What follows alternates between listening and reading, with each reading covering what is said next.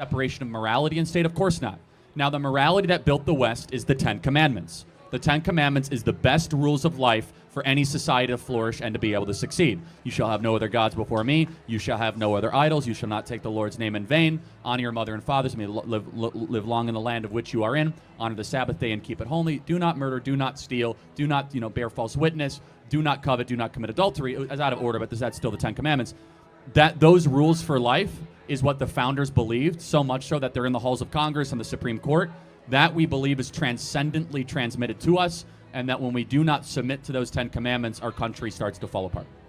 But if you think about it, most wars when religion gets entangled into a culture and even government, most wars have started because of that. So that's a talking point that has no basis, and that's okay because a professor told you that. So let's go to the truth.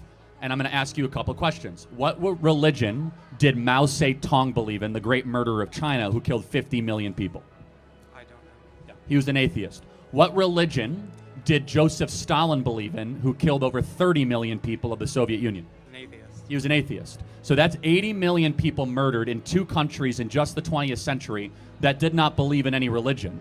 So it's an easy talking point to say that religion causes war, but in reality, it seems as if actually totalitarian dictatorships rooted in atheism and a lack of the divine is what caused more human suffering in the 20th century than not. Adolf Hitler was not a Christian. Adolf Hitler was at war with God and thought he was God and a total maniac. So there is no basis for what you're saying. You might be thinking about like the Crusades or something like 600 or 700 years ago, or the Inquisition.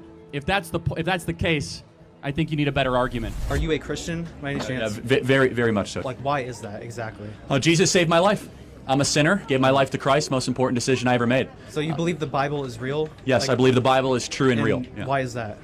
Well, I could give you the technical answer. There's never been an archaeological discovery that has contradicted the truth of the Bible. And then, of course, the wisdom. There is not a truth of the Bible that if you apply to your life does not improve dramatically. And then finally, we have the most accurate and transparent, historically robust account that one can have of the most important figure ever to live in the history of the world, Jesus of Nazareth. And the resurrection is the pinpoint of my belief that Jesus did rise from the grave so that we may live. If Genesis 1:1 and the resurrection is true, anything in the Bible is possible. You're looking at the greatest miracle. The greatest miracle is creation. And then the fact that Jesus rose from the dead. And I say, how do you know that Jesus rose from the dead?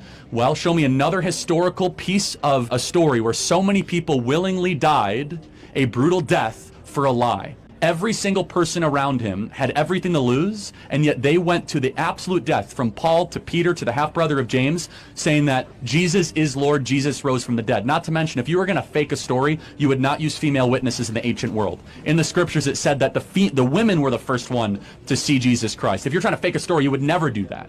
Not to mention the 500 people that saw Jesus after he rose from the dead, and then the later church that lived under persecution.